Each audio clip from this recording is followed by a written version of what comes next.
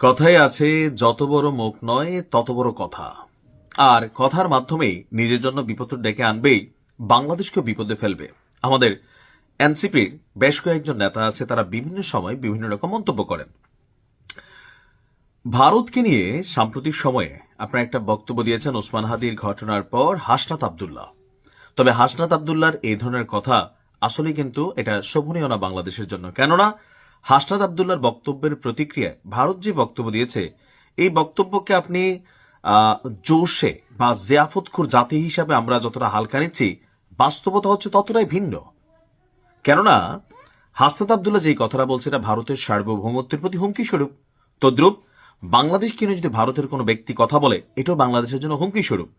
বাংলাদেশকে নিয়ে যখন কোনো কথা বলা হবে, আমরা সেটার যেমন রিয়াকশন দেই, ভারতের স্বাধীনতা সার্বভৌমত্ব নিয়ে যখন কথা বলবে সেই দেশ, সেই দেশের রাজনৈতিক সরকার, সেই দেশের মিলিটারি ফোর্স, তারা কিন্তু জবাব দিবে। এখন কেন কথাগুলো বলছি, বাংলাদেশের ভিতরে যে কোনো সময় পরমাণু হামলা চালাতে পারে ভারত, এমন মন্তব্য কেন আসলো? এই মন্তব্যটা এই কারণে আসলো যে হাসনাত আব্দুল্লাহর একটা বক্তব্য ছিল যে সেভেন সিস্টার্সকে, মানে ভারতের যেই 7টি অঙ্গরাজ্য, যেটা নিয়ে সারা পৃথিবীতে অনেক সময় অনেক আলোচনা হয়, যদি ভারত সরকার বাংলাদেশের পরিস্থিতি অস্থিতিশীল করার চেষ্টা করে, তবে ঢাকা এর প্রতিশোধ নিবে। কি প্রতিশোধ দিবে? যে সেভেন সিস্টার্সকেই আপনার বিচ্ছিন্ন করে ফেলবে বা সেভেন সিস্টার্সকে দেখা নিবে। বাংলাদেশের এর যোগ্যতা, ক্ষমতা, প্রকৃতপক্ষে সচেতন নাগরিক হিসেবে আমরা জানি কিছুই নাই ভাই। বাস্তবতা হচ্ছে এটা কিছুই নেই। তো এখন আমাদের জায়গা থেকে আমাদের যেই হাদির মৃত্যুতে ভারতের বিরুদ্ধে যে অবস্থান তৈরি হয়েছে বাংলাদেশের জনগণের, অথবা ভারতের করছে, এটা একটা ন্যারেটিভ ছিল। তো সেই ন্যারেটিভ থেকে ক্ষোভ ছিল, গোসা ছিল জাতির মধ্যে। কিন্তু এই ক্ষোভ গোসাতে আরেক দেশের স্বাধীনতা সার্বভৌমত্ব নিয়ে এই ধরনের মন্তব্য করার পরে বাংলাদেশকে নিয়ে ভারতের মন্তব্যটা দেখেন কি আসছে। বাংলাদেশের একটি রাজনৈতিক দলের নেতার বিতর্কিত মন্তব্যে চরম ক্ষোভ প্রকাশ করেছেন ভারতের উত্তর পূর্বাঞ্চলীয় রাজ্য আসামের মুখ্যমন্ত্রী হিমন্ত বিশ্ব শর্মা। তার বক্তব্য, বাংলাদেশের কিছু মানুষ বারবার ভারতের উত্তর পূর্বাঞ্চলকে তাদের দেশের সঙ্গে যুক্ত করার কথা বলেছে, তা দায়িত্ব জ্ঞানহীন এবং বিপজ্জনক। এমন পরিস্থিতিতে ভারত মোটেই চুপ করে বসে থাকবেন না। প্রতিশোধ হিসাবে তার বক্তব্য, ভারত যেন তার উত্তর পূর্ব রাজ্যগুলোকে বিচ্ছিন্ন করার উদ্যোগ নেয় এবং এই অঞ্চলে বিচ্ছিন্নতাবাদী শক্তিগুলোকে সমর্থন দেওয়া বন্ধ করে। তিনি আরো বলেন, ভারতের উত্তর পূর্বাঞ্চল ভৌগোলিকভাবে দুর্বল, কারণ এই অঞ্চল ভারতের মূল ভূখণ্ডের সঙ্গে একটি সরু পথ দিয়ে যুক্ত। ডক্টর হিমন্ত বিশ্ব শর্মা বলছেন, গত 1 বছর ধরেই বাংলাদেশ থেকে যে সকল বক্তব্য আসছে, ভারতের উত্তর পূর্বাঞ্চলকে আলাদা করে বাংলাদেশের অংশ করা উচিত। ভারত অত্যন্ত বড় একটি দেশ, ভারত পারমাণবিক শক্তিধর রাষ্ট্র এবং বিশ্বের 4র্থ বৃহত্তম অর্থনীতি। বাংলাদেশ কিভাবে এমন চিন্তা ভাবনা করতে পারে? পরিষ্কারভাবে হুঁশিয়ারি দিয়েছে, তাদের শেখানো উচিত যে এভাবে আচরণ চালিয়ে গেলে ভারত চুপ করে থাকবে না। তো সেই ক্ষেত্রে ভারত যে কোনো সময় যে কোনো ধরনের ভূমিকা নিতে পারে, পারমাণবিক বোমাও হামলা চালাতে পারে। এখন ভারত কি চালাবে? না, চালাবে না। এখন কেন আসলে এই পরিস্থিতিগুলো তৈরি হচ্ছে? আমরা মুখে মুখে সারাদিন ভারত বিরোধিতা করলেও বাংলাদেশের যে সরকার বর্তমানে ক্ষমতায় আছেন, আওয়ামী লীগ সরকারের তুলনায় কোনো অংশে, বিশ্বাস করেন কোনো অংশে, ভারতের সাথে রাষ্ট্র টু রাষ্ট্র, জি টু জি, ব্যবসা বাণিজ্য, বিদ্যুৎ, হাসপাতাল, চিকিৎসা, ভারতের সাথে পণ্য ক্রয়, মানে লেনদেন, কোনো কিছু আগের থেকে 10%ও কমে নাই, বরঞ্চ ক্ষেত্র বিশেষে আরো পারছে। এখন সরকার ভেতরে ভেতরে অবস্থান মানে ঠিক রাখলেও বাহিরে বাহিরে রাজনৈতিক দলগুলো ভারত বিরোধী যে ন্যারেটিভ, সেই ন্যারেটিভের মাধ্যমে একটা রাজনীতি করতে চাচ্ছে। আর এই ন্যারেটিভের বড় একটা প্রতিষ্ঠাতা হচ্ছে পিনাকির মতন মানুষ যারা অনলাইনে কথা বলে, সাংবাদিক ইলিয়াসের মতন মানুষ যারা অনলাইনে কথা বলে, তাদের যারা একটা সমর্থক গোষ্ঠী আছেন, জিয়াফতখোর জাতি আছেন, তারা কিন্তু আসলে এই বিষয়টা নিয়ে অনেক কথা বলে। কিন্তু রাষ্ট্রের অবস্থান আপনি দেখেন কোথায়। বাংলাদেশ ভারত যদি এখন যুদ্ধ হয়, পাকিস্তান এসে আপনাকে বাঁচাবে?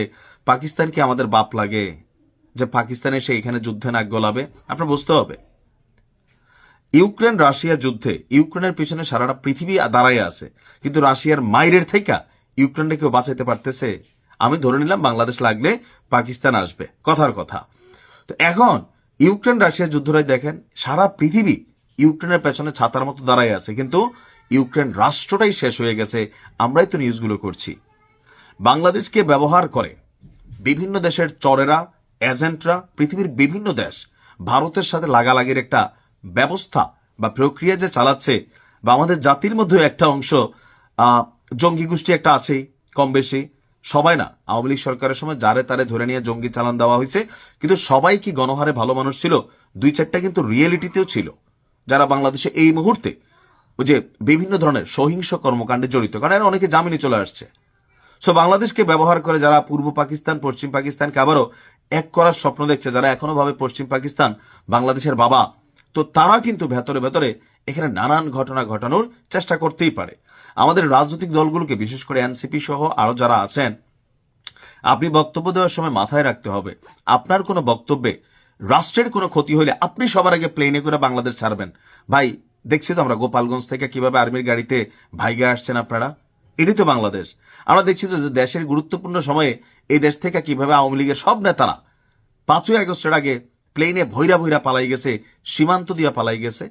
বিপদে পড়ছে কে? রাষ্ট্র। সো যে কোনো রাজনৈতিক বক্তব্য দেওয়ার আগে যেটা অন্য দেশের সাথে স্বার্থ সংশ্লিষ্ট, তারা কি করবে?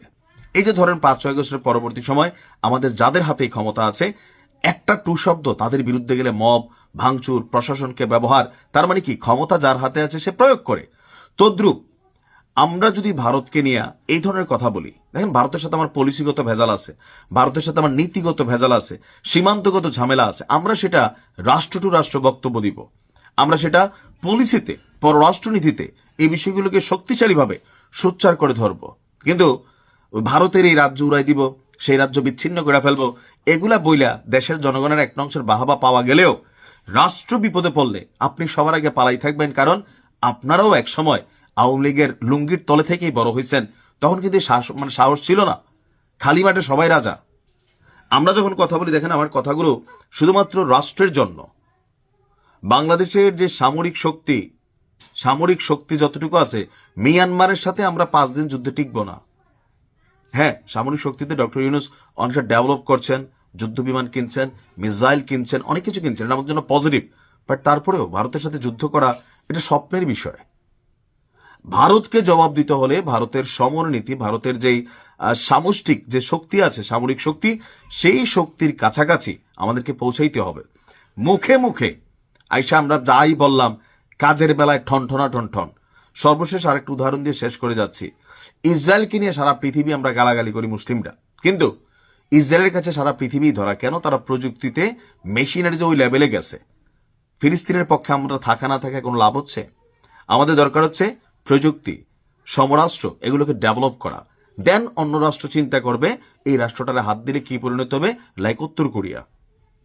আমরা শত্রুর চোখে চোখ রেখে কথা বলতে গেলে আমার ব্যাকআপ দেখতে হবে। রাজনৈতিকভাবে অনেক বক্তব্য দেওয়া যায়, কিন্তু এই বক্তব্য যদি রাষ্ট্রের জন্য বিপদ ডেকে আনে, তাহলে আপনাকে আর দায়ভার নিতে হবে। এটা কেউ পছন্দ করে নাই, জিয়াফুৎকুর জাতি ছাড়া। আশা করি হাসনাত আব্দুল্লাহ আগামীতে যে সকল বক্তব্য দিবেন, ভারতকে নিয়ে কথা বলেন, আমার কোনো অ্যালার্জি নাই ভাই ব্যক্তিগতভাবে, কিন্তু এমন কিছু যেন না হয় যেটা আমাদের রাষ্ট্রের জন্য হুমকির কারণ হয়। একটা ঘটনা ঘটাই দিলে এরপরে ভুংবাং করতে পারবেন, এই আলোচনা হবে, কিচ্ছু হবে না। যাদের উপর দিয়ে যাবে তাদের উপরেই যাবে। ভালো থাকুন, আসসালামু আলাইকুম।